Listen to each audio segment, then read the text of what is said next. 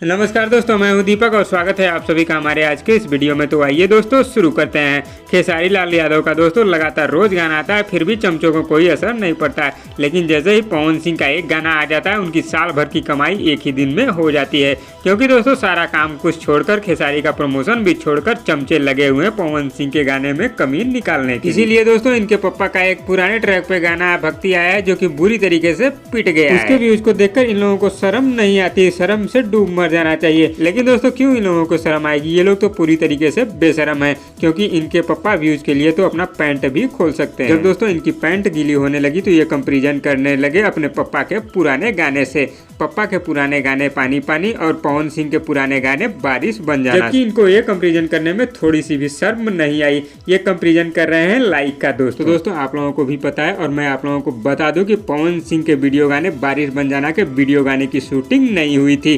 केवल ऑडियो गाना पवन सिंह ने गाया था और बीच बीच में पवन सिंह और पायल देव का फोटो ही दिखाया गया था।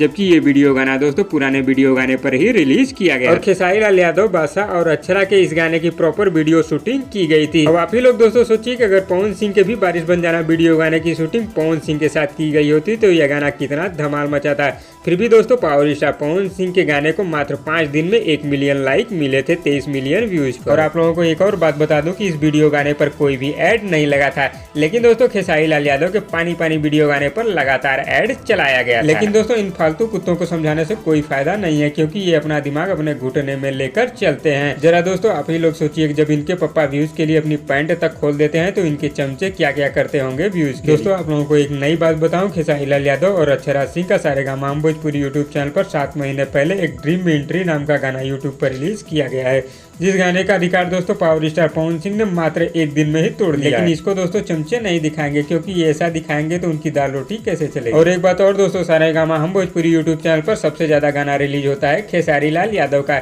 लेकिन पावर स्टार पवन सिंह का सबसे कम गाना रिलीज होता है। फिर भी दोस्तों ये किसी भी चैनल पर जाते हैं और बवाल मचा के चले आते हैं और इनके चमचों की ऐसे ही जल जाती है और जलती रहे। और पावर स्टार पवन सिंह खेसारी लाल यादव के चमचों को मौका दे देते हैं 4 से 5 दिन नोट छापने का।